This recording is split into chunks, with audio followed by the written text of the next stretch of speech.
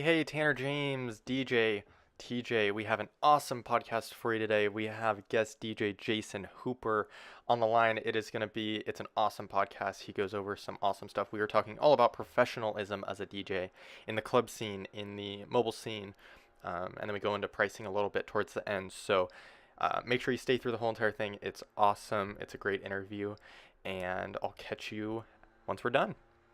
Yeah, so today we are talking about professionalism. We have DJ Jason Hooper on here. He is an awesome DJ. He's from Washington and he is ultra professional. And so that's why I wanted him to come on and talk about professionalism. And I think there's an issue with the DJ community that a lot of DJs aren't professional. And I think some of it isn't even, they may not even know about it. They don't even know that they're not doing things right. They just think that it's right. Would you say that's Thank true?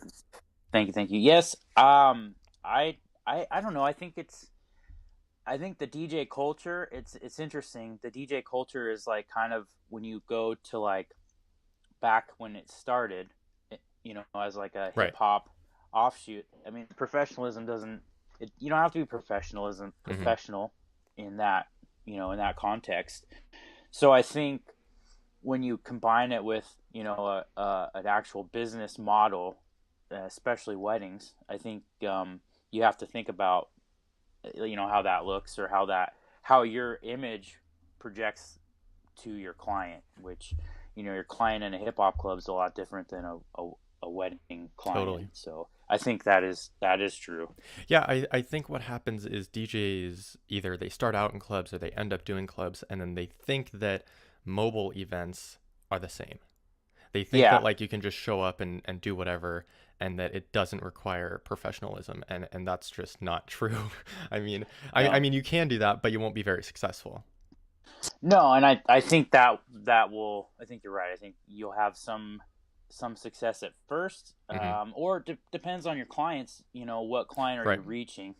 Um, but I think it starts way before your show. It starts Hmm. way before your event. I mean, professionalism can you extend yourself and who you are through any marketing or any presence Hmm. that you have, and I think you know that. So. Um, yeah, you have to be professional from the first contact Right. all the way to the last. You're loading your stuff up in your rig and you're saying farewell. Uh-huh. Because and you had video about, I think it was drinking alcohol, Right. so it Right. got me thinking, like, it just takes one client to see, or one person at one show to see something that they don't like, and Right. then it's not your first impression is the first second, it's like the whole night. These people are meeting you for the first time. So um, yeah, I totally think that you could definitely hinder your you could hinder Hmm. um, your progress before you even get going. So um, so I'm in a Facebook group with sure. DJs and the subject of drinking alcohol at events got brought up. And the club guys were like, no, it's totally fine. Some of the mobile guys were like, no, you can't do it. What happened was a big wedding DJ posted and said, hey, there. I talked to a venue manager from a big Hmm. venue here. He didn't say which one, but one of the big ones, and he said that DJs drinking just looks bad, and so that will never get you on my preferred vendor list. It doesn't matter what you're drinking, right? It can be a beer or it can be shots. Like I don't want any drinking. And he went Hmm. as far as to say like if they have like cups, like get a water bottle because then you're like because you can get a cup and have water in it, but I mean that It's like doesn't you said, it's the red Solo cup. It could right be exactly Powerade, or it could be a mix. So right. yeah. And there's that's the one thing of people looking at you. I think the second side of it is the liability that you then have. And Brian S. Red put a video up on YouTube and it's awesome. He gave the example of if there just so happens that you end up in a fight and you have Hmm. alcohol in your system, that looks really bad. Oh Versus yeah. you end up not having any alcohol system. Or the worst part, the other guy that got in a fight with you is just a bad guy, but he's not drunk. So then Yeah, you're the totally. drunk. You have alcohol in your system. Now who's going to be the most trustworthy, right? So I Yeah. think this extends another step as well, and I think DJs don't think about that, and it's I mean super important. Well, and I think because I've gotten into that mindset too. I mean, I'm not even gonna lie. I have had a beer when it was Hmm. offered at events, and these videos and yours especially got me thinking like, gosh, you wouldn't drink at any other job. Hmm. And so I mean, a moment of like vulnerability. There's Hmm. definitely times that I've done that. I wouldn't ever have more than one or Right. two, but at the same time, it was you're like, gosh, it doesn't take it could anything could go wrong, and they'd be like, oh, it's because the DJ was drinking. I saw Hmm. him drinking, and Right. you wouldn't drink at any other job. Right. And so I'm thinking like professional, that's not professional. And Hmm. so thank you for that video, by the way, because it got me thinking like I mean, it's totally right. But it doesn't take much for something goes wrong, equipment Hmm. failure, or like mic failure or anything, and it could Right. be, even if it is not attributed to alcohol, Totally. it could be, it's like, hey, Totally. he was And I think drinking, that's he's what I fear the most is something completely out of my control happening and then people blaming you because yeah. you're the one. Yeah, Um it's funny. You're the figurehead of like everything oh at yeah. a lot of events. Right. You are like, because you're the host, Right. you're in control of the technology. People are like, "Oh, it's the DJ." I mean, I once had a lady at a wedding. The venue staff needed a ladder to fix a light, Hmm. and I was helping. Like I was kind of clearing the way, and the lady had a ladder, and she was carrying the ladder because it was the venue's ladder, it was the venue's light, and I was just kind of helping out. And I heard a lady, like, she had like a snarky remark about how it was like I wasn't being a real man by carrying this ladder for this lady. And I'm like, Yeah. hey, what did I do, man? It's like, this is their venue, and Right. I'm the DJ and host, but what they saw was me, letting a girl do, quote unquote, something that a guy should have been doing Hmm. for her. But it's just like that. You're the face of the party. Totally. You're the face of like the event, because you're the one on the mic, you're the one guiding and directing. And so people, if anything goes wrong, you're the first one that Uh-huh. either people are going to come to you with questions, or you're going to get blamed for it in some capacity. And on the drinking subject, it it is so accepted in clubs. And I think that's what's Yeah. hard Yeah. is Yeah. it is so I mean I did an event recently at a club and the guy's like, you want anything to drink? It was the first time I was there, and I said, yeah, I'll just take a water. And he's like, oh, I meant something alcoholic, but okay. Like, like Yeah. that's what they expect. And it's like, okay, I'm sure the other DJs on at here are drinking, right? Oh yeah. But that should not be the standard. In clubs, on mobiles, I mean, that should, and I get that you could, and I don't necessarily have a problem with it. It's just you need to see it from the client's perspective and Yeah. from the venue's perspective as well. Well, and here's another point. I mean, what happens if you get booked, like a wedding gets booked from a club gig that you're doing? Hmm. Um, or it could be you Definitely. have a potential client in the crowd who happens to be checking you out because you're like, hey, I'm DJing here tonight, come check me out. And they're like, well, hey, I'm looking at this guy for my wedding, Hmm. let's go see what he's Right. about, see what Right. he's doing. And you're pounding Bud Lights and other things. And if it doesn't, it's one thing if it doesn't affect your capacity, whatever. If that's the culture, then whatever. But Hmm. it's not, it doesn't cross over. Like, it is a professional, it's accepted in that capacity, in a Hmm. club capacity, by a lot of people. But at the same time, it's not at weddings, it shouldn't be at weddings, so you could lose business that way. Definitely. So yeah, I mean, it sounds hotly debated. I mean, I watched your video, and I'm a part of a group too. I don't know if we're part of the same group, where it's being kicked around right now, and people are going back and forth on it. And I don't know if it's like just come up, it's getting rehashed, but the whole alcohol Yeah. thing is like, I've seen it a lot the last few days, people going back and forth on it. So anyway, is it the video cave? Is that the group? No, it's a private one in Sacramento for Oh, DJs I'm here. gonna send you an invite to Brian Red started the DJ Video Cave, dude, and Awesome. it's Awesome. it's really cool. I'll Yeah. send you an invite on it. Perfect. Yeah, so I think that's the first part. I think the second part is having a good setup, a clean setup. And maybe not the nicest setup, but I mean, I don't think there should be wires hanging out No, the back in front of no. clients. And I I think the thing is it may not be expected of us that we have super clean setups, but it's the additional part that's super nice to the clients. And I think you would be fine having wires hanging out the front, on the table, wherever, if it's at a house party, right? Mm-hmm. Or a Mm-hmm. sweet 16 at a house. But I think when you transfer into the higher end venues, that's where it becomes an issue because they want everything to look nice. When I realized there was a problem with that, when I did a wedding at like a super high end golf course in the Seattle area, Mm-hmm. which was out that's out of my market. I mean, that's definitely a market that I'd like to be in more often, Mm-hmm. but it was out. It was a by chance that I got this wedding, and the coordinator was like, "Oh, those."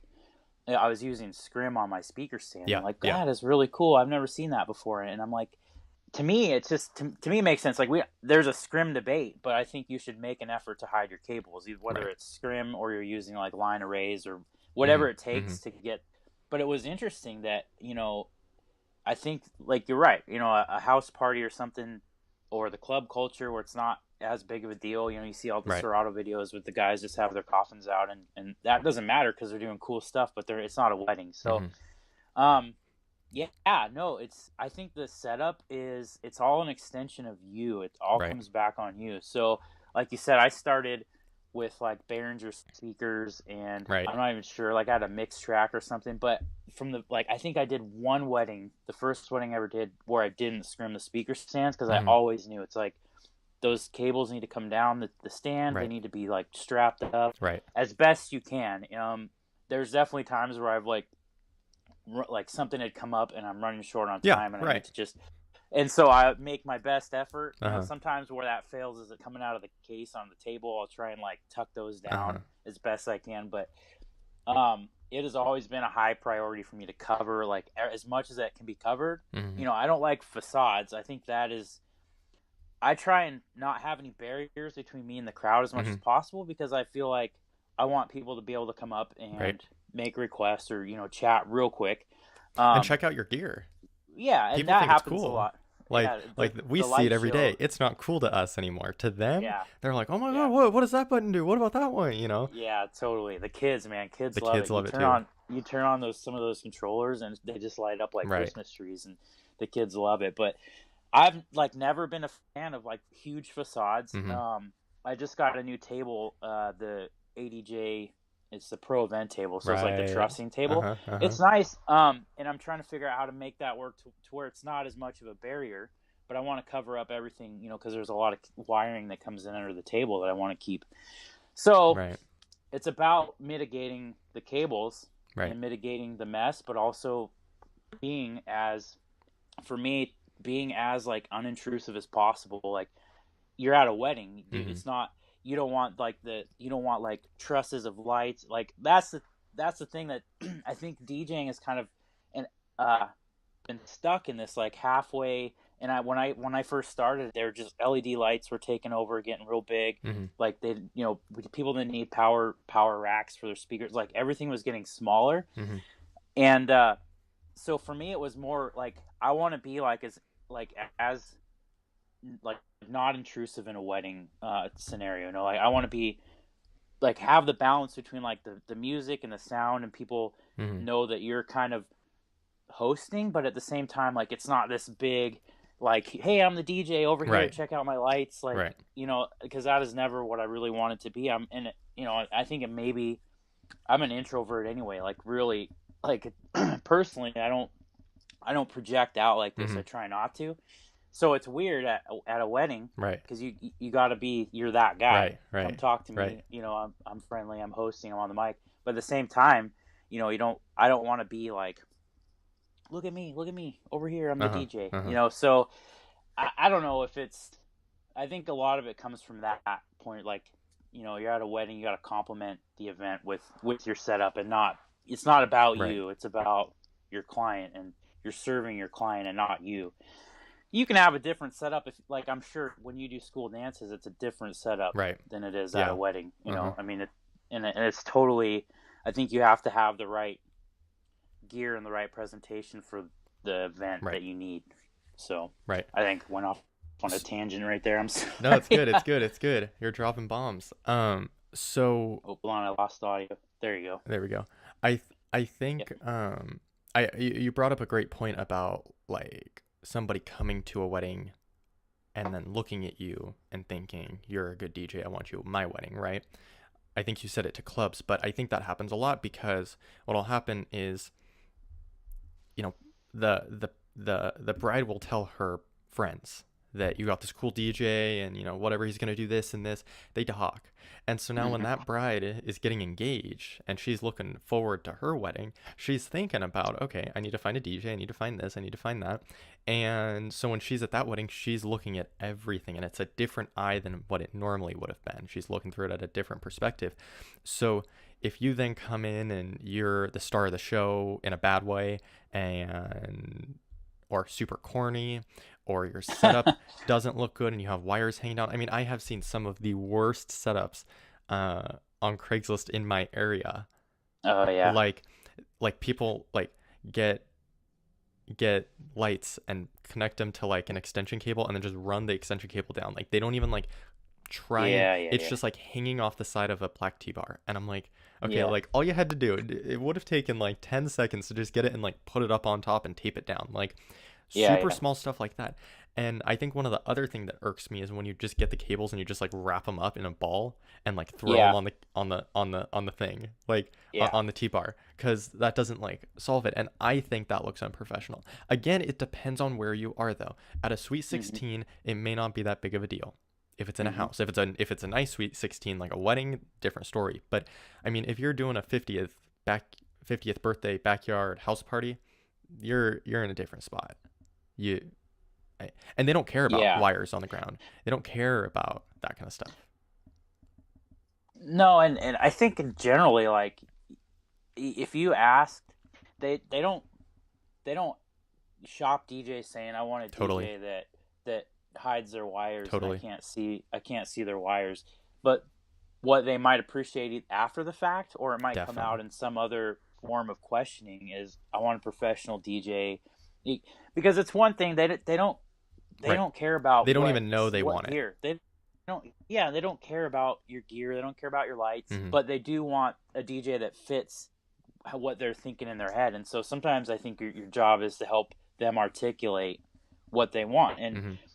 I don't know if you're at the point. I'm getting to the point in my career, um, to where I can suss these things out via phone calls or Hmm. via emails. Like, I'm not your DJ. Right. Like this is not. I'm not the DJ for you, or you might be better served going this route. And it's Hmm. not.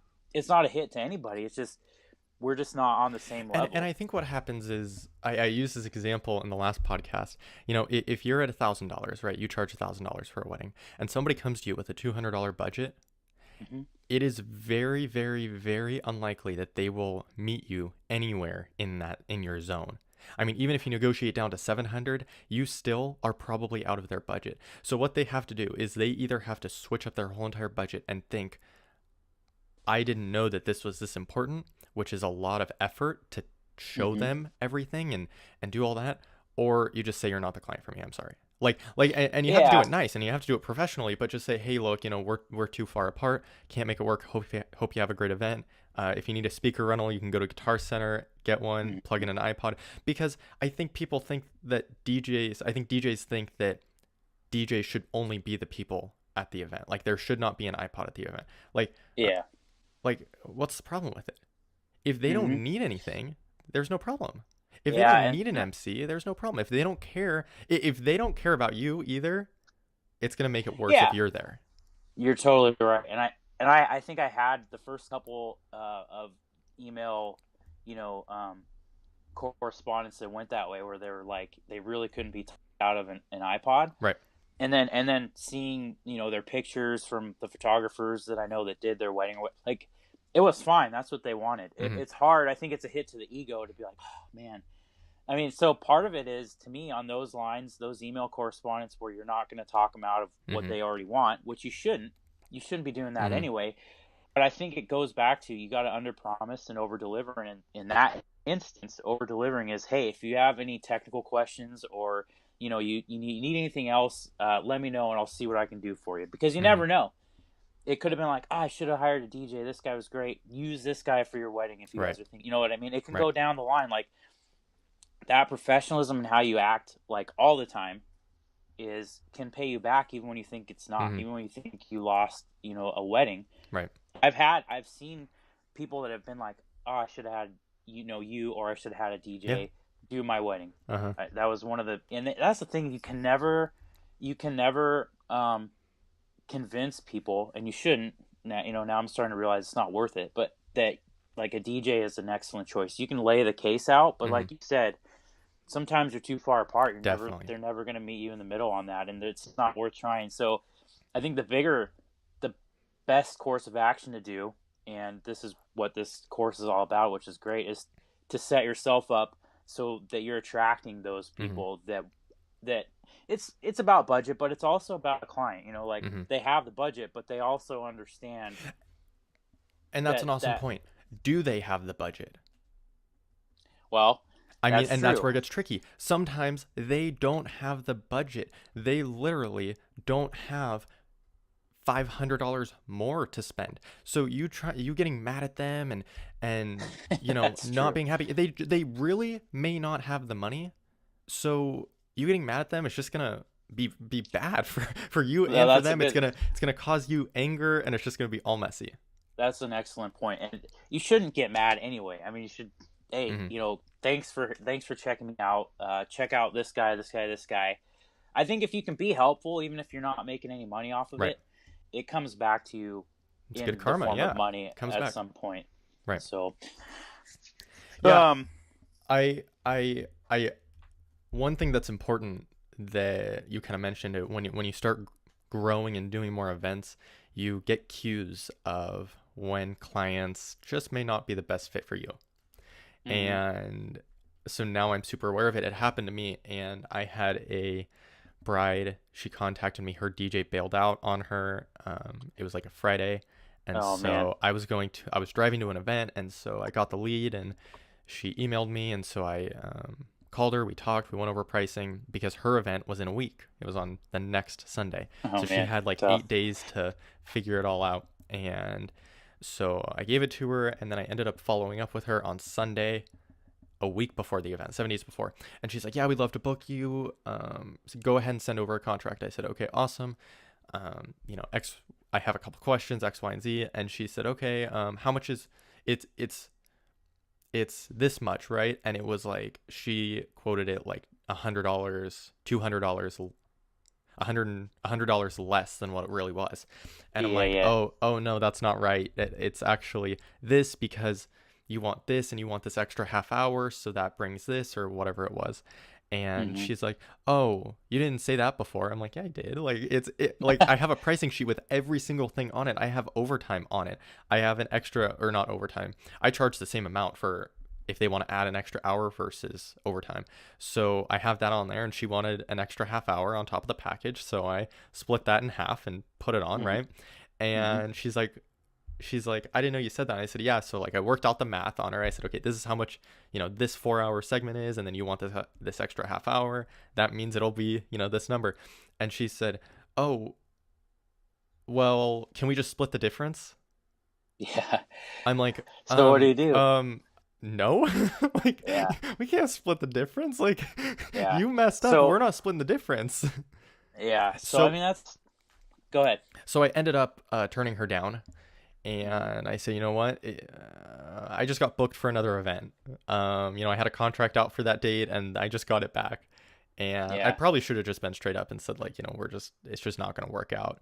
But what happened was her mom ended up calling me and was like, "I want to work things out between us." I'm like, "Okay." So here's the other part of that too. I don't know why the last DJ bailed. She said it's because he got a higher paying gig, but she doesn't know that. She's like, "I'm assuming that." Maybe he bounced because Yeah. she's crazy. I mean, we don't Maybe. know. Maybe. And that's. I hate, like, both of those things, man. I hate the thought of a DJ bailing out because they get Right. something higher. I'm like, but then the other side of the coin, like, I think it comes down to knowing who your target Well, you should target never bail audience out. is. I No, mean, no, there no, are no, very few no, reasons why you should ever bail out. I know that's not no, what you no, were no, saying, but no, but no. I think like if you get in a sticky situation, just power through it. You know, I Oh mean, like yeah, how long is it gonna be? do the best. Do Right. your best because you never know. You never know what's gonna come out Mm-hmm. of it. I mean, you never know how many potential bookings. You never know whose aunt Totally. or uncle has a kid that's getting married. You just never know. Mm-hmm. Yeah. Wherever you're at, you never know.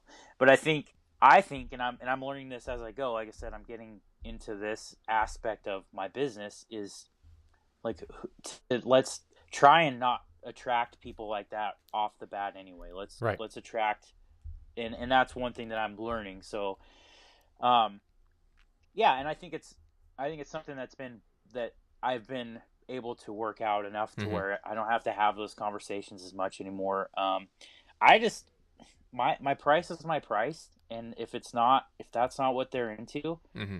I mean, I'll explain to them. I always explain to them what they're getting for that Mm-hmm. price, so I don't have to justify it. If they either book me or they don't. If they don't Right. book me, then it's thank you for reaching out. Let me suggest a couple guys that you Mm-hmm. might be Mm-hmm. interested in hitting up, and I think that it does a number of things for me. And the first thing is it like I get my price with Mm-hmm. hopefully without a whole lot of like going back and forth on it, Right. and then also it keeps my schedule open sometimes too Mm-hmm. for other things that come along, because it's kind of that balance. You see a lot of people talk about find the price, Mm-hmm. because if people aren't paying it, then it's too high, Right. and if some people are paying it, it's probably just right. And if you know what I mean. So Right.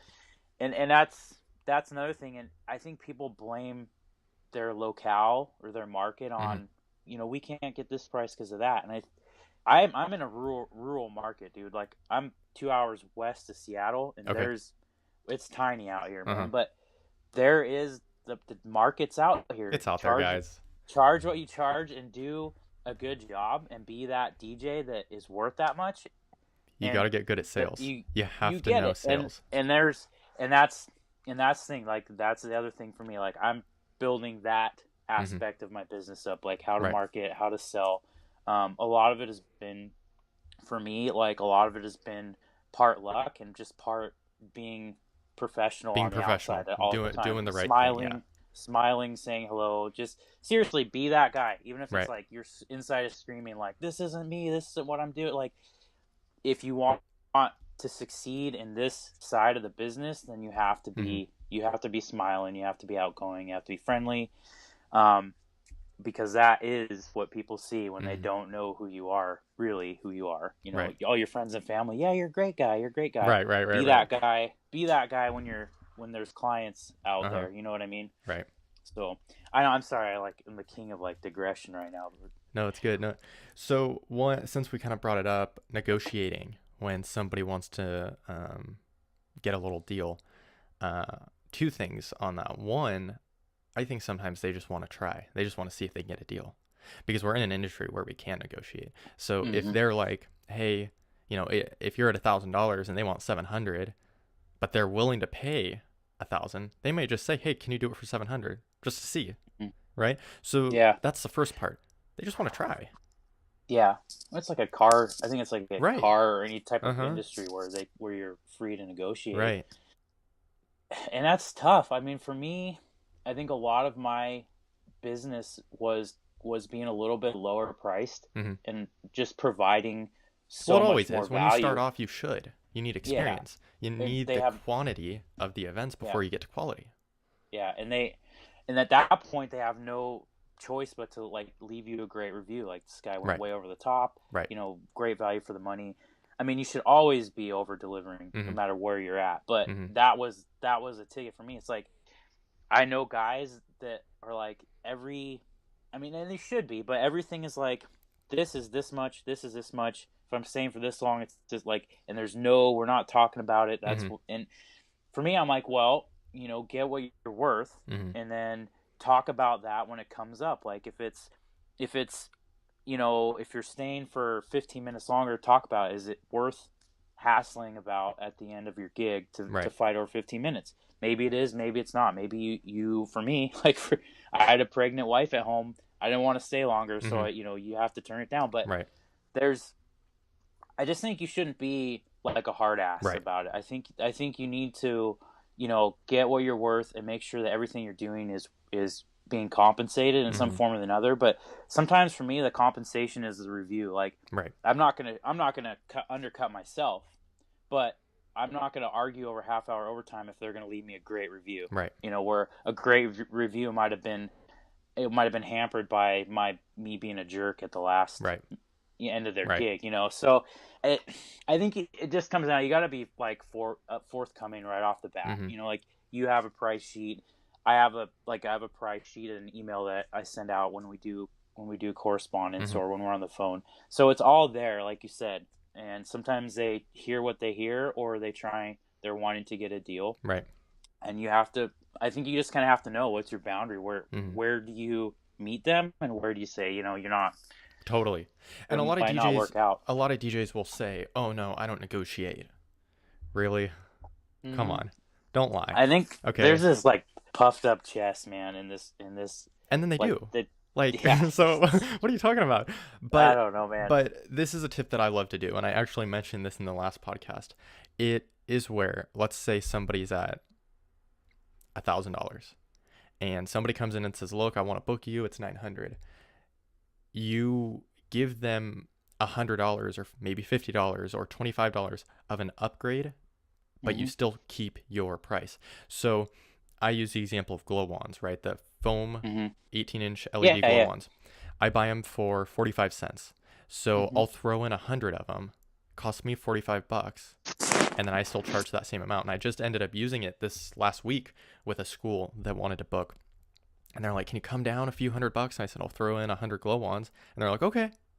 Oh, So that's interesting, so man. I'm still at their same price. They just wanted a few $100 off, but I stayed, gave them some $45 Yeah, glow wands. yeah. They're happy.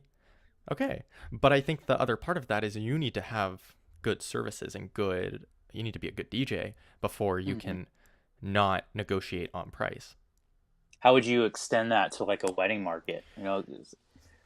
It depends how far off they are. So Hmm. if they want $300 off, I would say the most that I would negotiate is 300. Hmm. If it's under that, they're not going to appreciate you. Yeah. And it depends where they are as well. So in the pricing scheme, if they're at a low package, that's one thing. But if they want to go big and then they just want a little deal, you have extra room in there to negotiate, Hmm. right? You That's should. a good point. So I think altogether the most would be 300, but with that, I Yeah, may throw in a gobo yeah, and call it fair. I mean, yeah, I charge 250 for gobos. It costs me 80 bucks, really 70 bucks, 80 bucks. yeah, So, and the setup, which is not that much. So, yeah. I save the deal, I book it, I get an event, I get an awesome review, and they're happy And and they that's get the an thing. addition. So, Yeah, that like little bit of money could be another full totally, price wedding. You know what I mean? It's totally. just you never know. It's like, uh, it's just you gotta put your best face on no matter what. Right. Wherever don't be a jerk. Don't. And do not take events that you are not happy with the Hmm. price that you're charging. That is the absolute worst. It will upset you more than anything. It'll ruin your event. Yeah, You will not be the same if you feel like you are getting cheated out of money. yeah, totally, totally, totally. So what do you think about So how do you dress for your events? Because that's So, that's one thing that I've been thinking about last season, this season, and it's something that I don't see as a uniform. So I'm just right. curious, what your take on that is. So, before this summer, I was doing like school dances and I would just wear like a cool t-shirt. Yeah. Maybe a business t-shirt, but schools were really casual except for like proms. I would dress it up a little Hmm. bit. I would do like a button-up shirt with the sleeves rolled Yeah. up. And then I ended up getting custom made polos.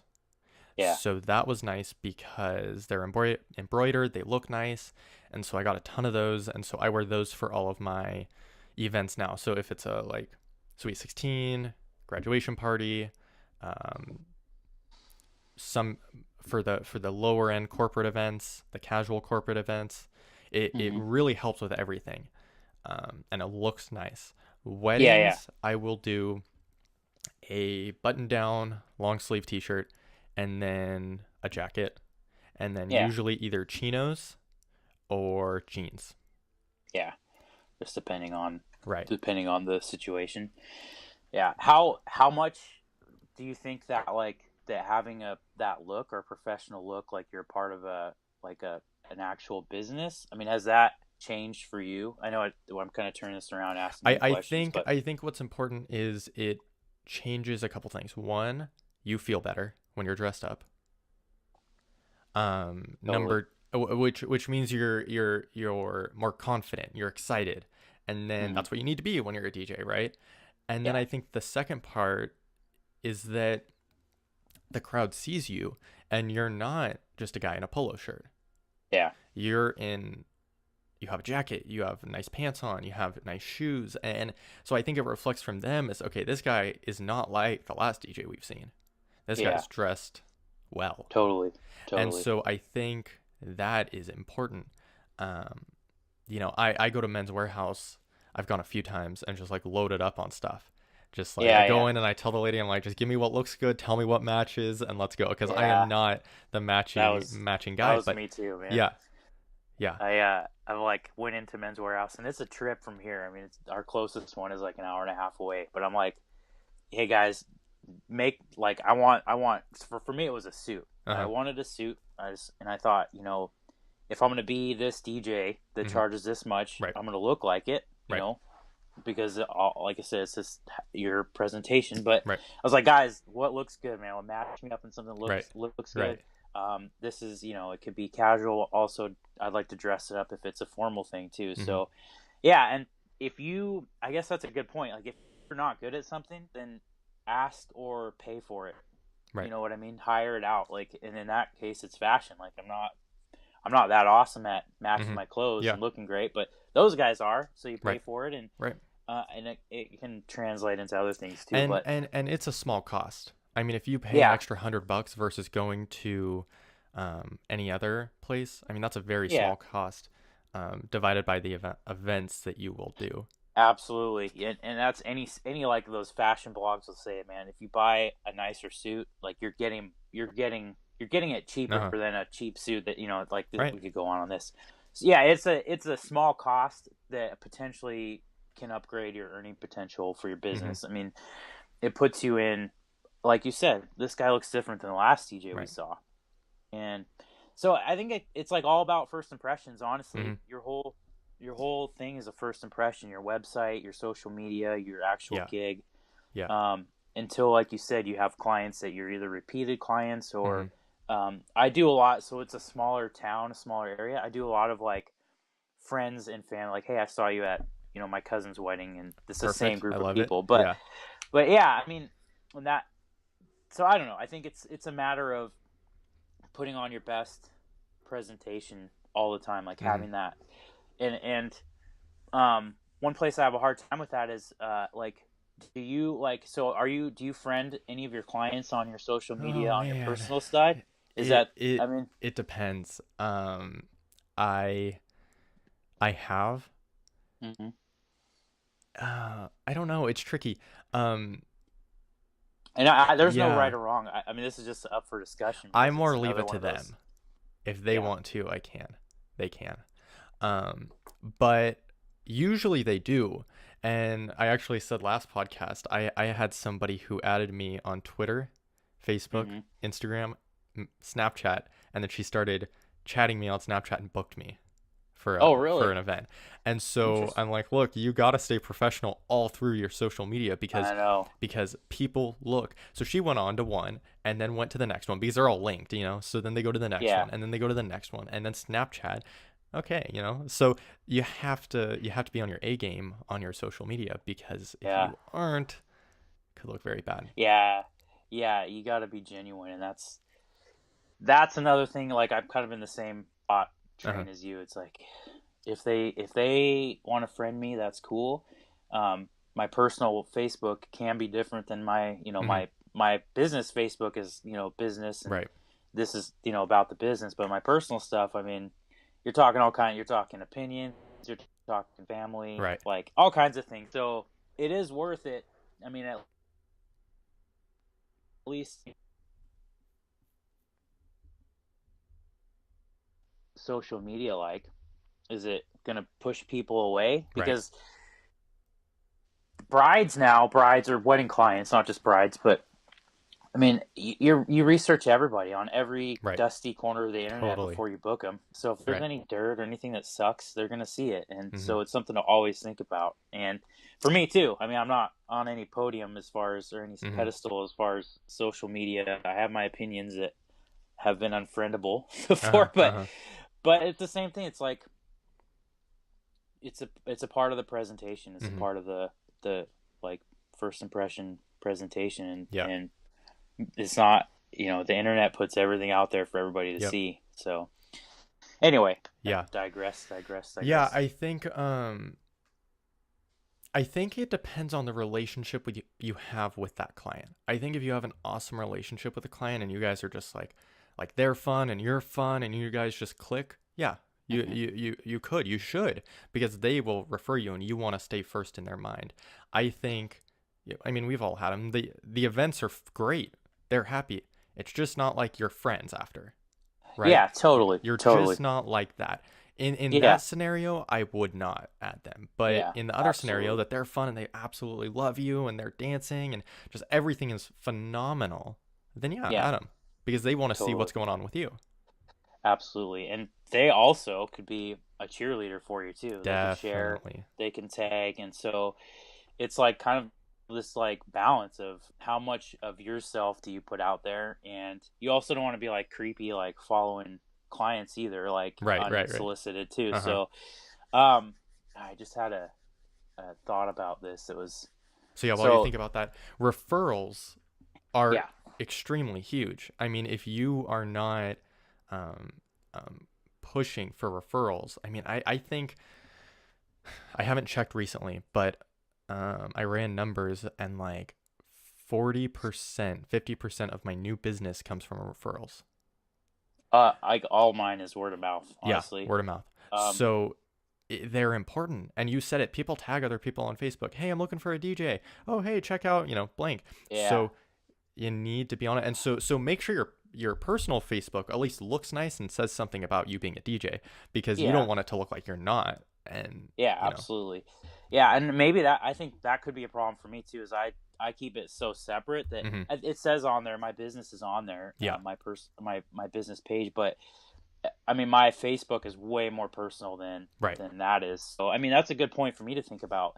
Um, but I think I make it a point for me to get referrals or reviews after. I mean, Yeah. I'll send a follow up email like the week or two after. Thanks for booking me. hmm If you have a few minutes, would you mind doing me a huge favor? hmm And because I've found that like your super cheerleader clients, they'll do it without asking, but Yep. most people they're just not thinking about it. And to me, a good review is worth as much as hmm the paycheck is from the wedding, Right. or the whatever you're getting. I It's because it's worth more, because yeah, a no, I bride think goes you're on and right. sees a 5 star, they will Yeah. that will go much farther than a small paycheck.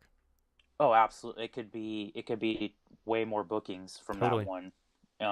So how do you have like one review site that you use, or do you let people go wherever, or do you ask for I them? have I How have does that work I for have you? multiple. So I have them on like 4 or 5 or 6 different sites, Uh huh. which it would be cool if they were all in one spot. The issue is then I'm not anywhere else. Yeah, So that's true. I'm That's on true. WeddingWire, I'm on Yelp, I have some Google, I have some other ones as well. But the one of the problems with Yelp is, I don't know, do you do a Yelp reviews? I'm on Yelp. My geographic location doesn't use Yelp as much as Okay. that's one Yeah. thing for market research. They use Facebook and other things Uh-huh. for recommendations more than Yelp. But go Yeah. ahead. Yeah, so I have a profile, but The it's like dormant. yeah, the weird thing is they filter reviews. So Oh, you can really? have I have like 20 good reviews and only like 7 of them show up. Really Yeah, interesting. because the reviews are so good that they think they're fake.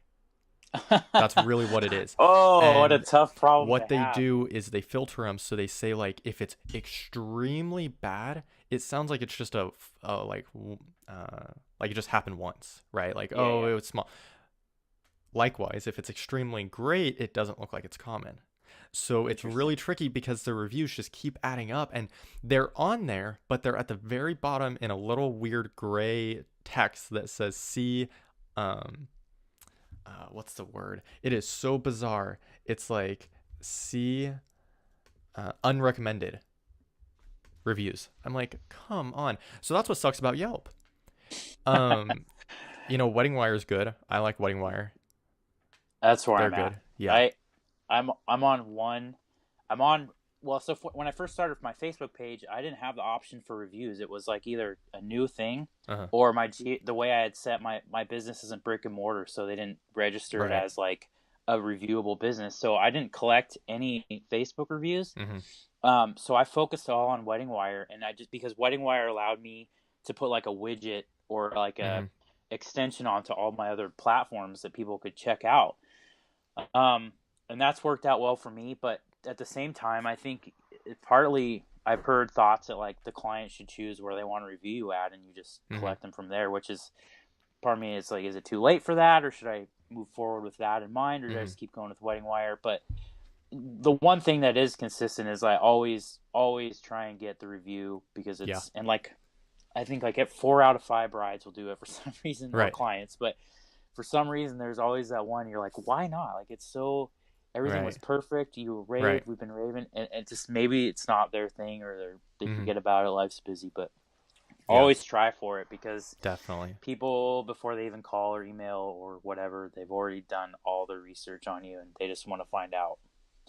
Have you had any clients that have had their mind made up, but they were just following up with you to check you out, and then to change their mind once they spoke with you about actually booking you? I mean, does that question make sense? Yeah. Yeah. Yeah. It makes Like sense. they said, "Oh, I don't think so. I don't think that's happened to really?" me.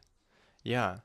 It happened to me recently, and it was a reminder to me that those first interactions. This was actually like a phone call or Skype, and my personality, or at least how I came across Uh-huh. via that, um, was enough for them to change their mind and actually book me. They were Uh-huh. following up with me because they had got a referral, but they had already had somebody else in mind that they were Uh-huh. pretty sure they were going to book, and they switched. So I mean, it just kind of goes with the personality and the Mm-hmm. professionalism. You can change their mind even just if you're. I maybe like can you disarm them with your personality? If your personality is Right. genuine and you're friendly, And you the can. review that They're you got was probably the referral that that client got was probably so phenomenal that they're like, okay, I have to check them out now. I yeah, have to make sure I'm not missing out. I had a yeah. school and they contacted me one year. I was booked. I wasn't a multi-op yet, so I let it go. And then I followed up with them a few months later to do their homecoming, and I said, hey, I want to help you out, and they said, yeah, so we'd love to have you come in. And I said, okay, awesome. So I went in, did a presentation, but it was only with a few of the kids. It wasn't everybody, and I prefer to do it with everyone. Hmm. So it was just with a few kids, and they're like, okay, awesome, yeah, we'll get back to you ASAP. Like, we want you, hold the date, which I don't hold the date. If they tell me to hold the Yeah, date, a contract yeah, holds the date. yeah. But they were saying, so like I follow up. It's been like 3 weeks, and then they like send a long email that says, hey, the DJ that we originally contacted finally got back to us, and we're gonna go with him. So sorry to waste your time, but thanks. Yeah. And I'm like, so yeah, I Finally. guess kind of a little bit like they wanted him, Yeah. and I think it was somebody's like cousin. So it Yeah. was like, Yeah. hey, but whatever. I mean, they had a smaller budget, and I would have been coming down for them, and so Hmm. it worked out much better in the end. Yeah. Sometimes it does, Yeah. sometimes Yeah. it doesn't. But you Yeah. have Yeah. to take that. You have to take that hit. Yeah. And that's goes back to you had a video recently too. Like you have to answer your inquiries right away. Yeah. Luckily for them or Hmm. whoever that one DJ was, he finally got back to him. They were waiting for him. But Horrible. people aren't gonna Weeks. wait. I mean, Yeah. they waited weeks because I think they said we contacted him a couple weeks before you. I'm Oh like, man. So you Oh my answer your phone, you answer lord. your email, you'll get it. That yeah, it's all this I falls into that Yeah, professional like professionalism, definitely. Oh, and go ahead. go ahead, man. Go ahead. I'll All let you, you all lead you. then. So it comes back to for me. This is all stuff. So when I'm thinking out loud here about how to incorporate more of this into my own business, but it's always treating it like a business. 100%. Yes, Because 100%. like the culture again, we go back to the culture of where DJing started from. It's been a business, but it hasn't always like I think it's a self people see as like I'm just a guy that plays music. I'm Right. not a I'm just a business. DJ. Yeah. And so I think once you come out of that mindset, Hmm. like this is, would you want a plumber to wait a couple weeks to call you while Right. your toilet's Right. overflowing into your bathroom? No. That people are going to move on to the next if they don't. Right. So it's all a part of that, like what people see, Hmm. the interactions they have with you and Hmm. how quickly they have them. It's all, dude, that's all the professionalism. Right. It's seeing yourself as a business, Hmm. as like you're obviously, this is your, like your S message. Right. So I had a venue. I don't know if I put this in the video. I recently had a venue, and I have a wedding coming up in March, and that's what it's for. And so they're like, we usually only let DJs come on who are on our preferred vendor list. So you can come, but you have to come meet with us and kind of prove that you're the real deal before we just let you come in. And I said, totally fine. Yeah. So I went, met with them, and I they asked me a few questions, had some stuff. We walked around the venue, checked everything out, and she said, "Okay, so I'm gonna need a few things from you. I need insurance." I'm like, "Okay, done." She's like, Hmm. "Yeah, that usually weeds out a lot of DJs." Second thing, I need a business license from you. And I'm like, okay, Don, I'll send it over. And she's like, that weeds out most of them. And so, So so it's running it like a business, because if you aren't, that's where issues come in. That's where you don't think of yourself as a business as well as other people. And yeah, I absolutely. thought I thought that was a great way to weed people out, is a business license, because a lot of people don't do it. And No, it, it no, it's one of those things and that's like that's stupid, because it's like a stupid cost, but it's a small cost. yeah, yeah, yeah. It's even in Washington. It's not a. I mean, it's so easy in Washington. You Yeah. can get a business license in like a week. They Hmm. you sign up on their website. They send it out to you. Right. Um, and the harder part, I think, for a lot of DJs is insurance. I mean, Yeah. have you? So, who do you go through for insurance I for anyone who use RV Nucio. might be, yeah, because a lot of like I've did a lot of shopping around as well, and they they either don't know what to do, and maybe I'm looking in the wrong places, but they don't know what to do as far as what everything's worth or how they assess their risk and liability, Well, I think the or thing is it's as well, they go ahead. don't they don't want insurance. They don't want to pay it. So they want to find Yeah. ways around it and have people say, "Oh no, you don't need insurance." They want other crappy DJs to say you don't need insurance. And it's Or like, yeah, no, or no, no, no, no, no, no, no, no, no, no. You do need insurance. You yeah, really need insurance. yeah. Well, all it takes is one of your like That doesn't even many have to do with you. electronics. That Yeah, that could, just like you said, somebody trips over a speaker stand, a T-bar, a yeah, cable. It pulls this down. It pulls that down. I mean, the issues, yeah. the No, liability that you have it's like is, it's a small cost. It's a small cost. it is a very small cost. And okay, so I pay a little bit more because I have to insure multiple DJs, and I have equipment I have to insure, and all this stuff. But I mean, I think the first time I bought it, it was like $250 Hmm. for a 1 million policy. Does that sound about right? Yeah, yeah, yeah. I think it's like 250 or three in this Yeah, area. around there. So, depending on how many events you're doing, if you're doing 2 events a month, right? So that's 24 a year, which is, decent if you're starting out. That's pretty good. Yeah, Um, what'd you say, 300? yeah, about 250 or three. I think. Okay, so 250 divided by 24 is So it's like, $10.41. yeah, I I mean, mean, charge $11. So up your price is totally. $50. You make $40 an event, and you are insured. I could not wait to buy insurance, because then I was insured, right? Yeah. And I couldn't do it because I needed a business license, and you have to be 18 to get a business license. Like, but once you get it, it will relieve you that you are not. Um, Well, and people see it. They're like, "Oh man!" It's when you see like a construction van go down the right, road, right, license, bonded, insured. You're right. like, "All right, that dude's set. That Totally. that guy's squared away." Totally. It's not he might not be like the best plumber or whatever, Hmm. but he cares enough about his business and his well-being and his marketability to be And insured okay, and put here's it the on the other side of thing. his van. You will have at least one event a year that requires insurance. At least Yeah. one event. Hmm. A 1 day policy is like $100, right? Yeah. Yeah. Yeah. Totally. Okay, that's 2.5 events. Now, that protects you from every single event that you have. You can add on Yeah. your equipment to ensure that if it gets, I think, stolen, broken, mass destruction, Yeah. whatever it is, Yeah. like Yeah. there are some limits on it, but for the most part, just yeah, it sucks. It's an extra cost, but it happens once a year for the most part, and then you're done. But there's, I mean, just it's like you said, you add it in, and Right. Brian Red did this whole thing too. That he did an entire The sound pricing. system. Yeah. Yeah. How do you pay for it? Oh, well, you just how much is it? Divide that by however many events that Hmm. you're doing. Charge a little bit per event, and Yep. after a while, it's paid off. And it's the same.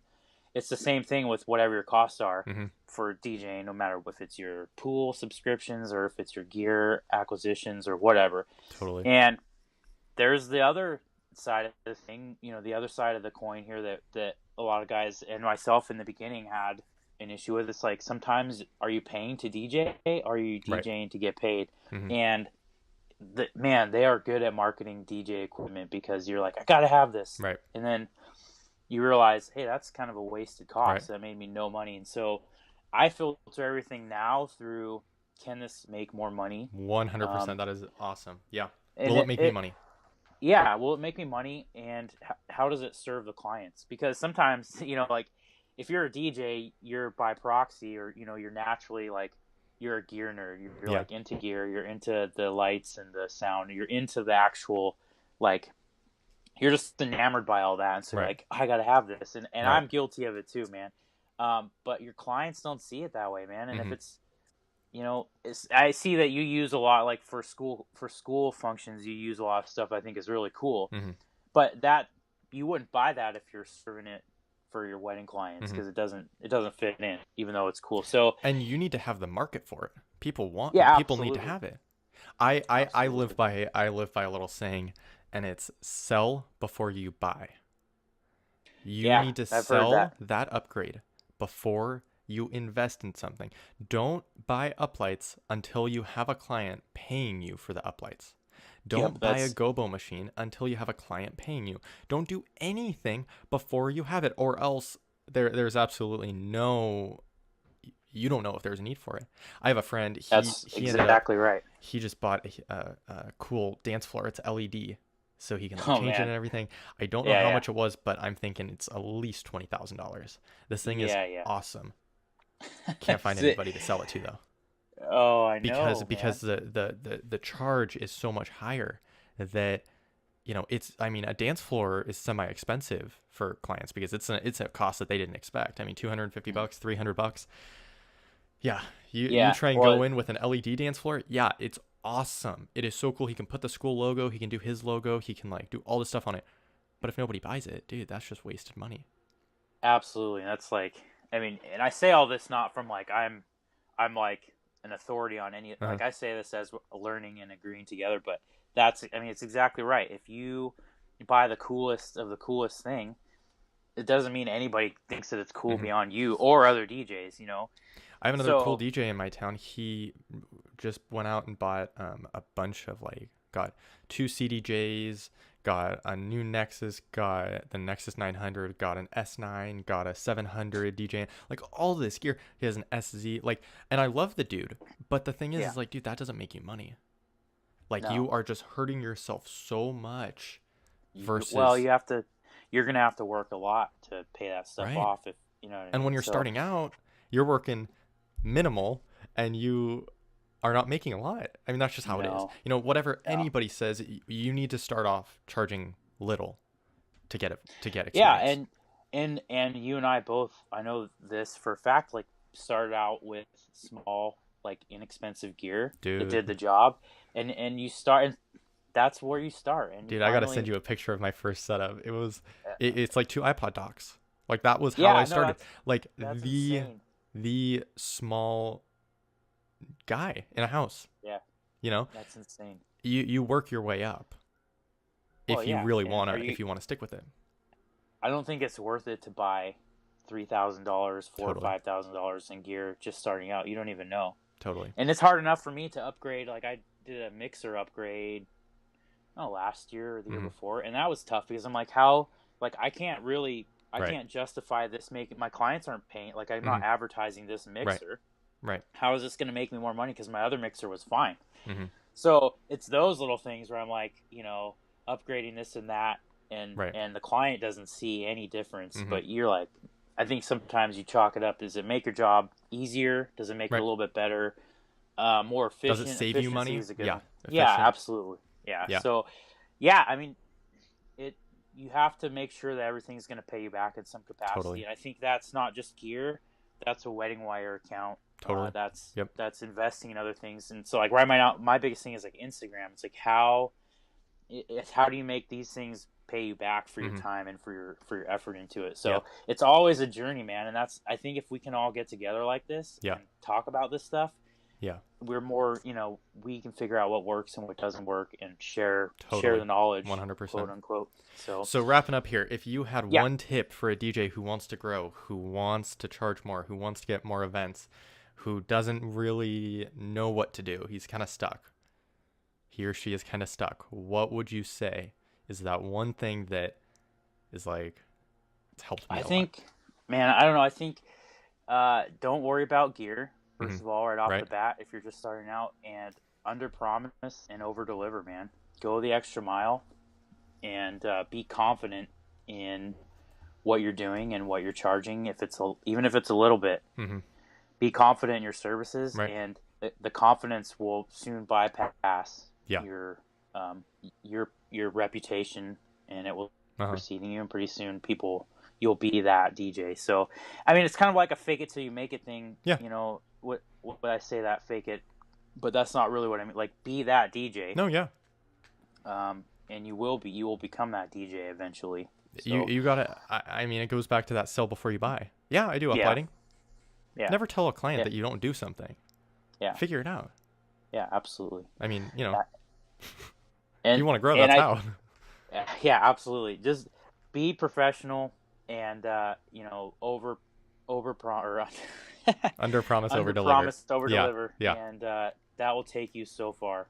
I mean, it really will. People will be coming to you before you know it. totally. Jason, if So somebody wanted to find you on social media, get in contact with you. at DJ Jason Hooper, Facebook.com/DJ Jason Hooper. That's where, or search it, DJ Perfect. Jason Hooper. You'll find it. Perfect. And yeah, follow me up, and I'm happy to interact and follow back and see everybody grow Yeah, and get yeah, big with myself as well. totally. It's totally, we're all along for the ride. So Yeah, awesome, awesome. thanks for having me, man. This Yeah, is fun. thanks for jumping on. I appreciate it. Yeah. Yeah, so there we go. That was DJ Jason Hooper. He dropped some bombs. Awesome, awesome, awesome stuff. So, remember, DJs, stay professional. Make sure that you are giving off the best possible image and appearance to your clients, because that is really, really important. His two main tips were don't buy gear that doesn't make you money. Only buy gear that will help you become better, help you become make more money, that will be profitable. And the second thing is under promise and over deliver. Those are both really important things that if you wanna start growing, you definitely need to follow those. So again, you can follow him on social media at DJ Jason Hooper, and on Facebook he's on there, DJ Jason Hooper. So make sure you check him out, and we will be back next week with the Peak Period Podcast episode 4. It's going to be an awesome one. I have a cool special guest, so that'll be cool. So make sure you can follow me. I have a couple accounts, DJ TJ Training. I'm on YouTube. I'm on Instagram, and you can find my personal one on that account. So that's all that. And so yeah, I mean, we are coming in hot next week. So make sure you check that out. Again, DJ Jason Hooper was on today. My name's Tanner James, DJ TJ. I own DJ TJ Training, so make sure that if you need help growing your business, I got you. Come check it out, djtjtraining.com. And until next week, I appreciate you checking out the Peak Period podcast.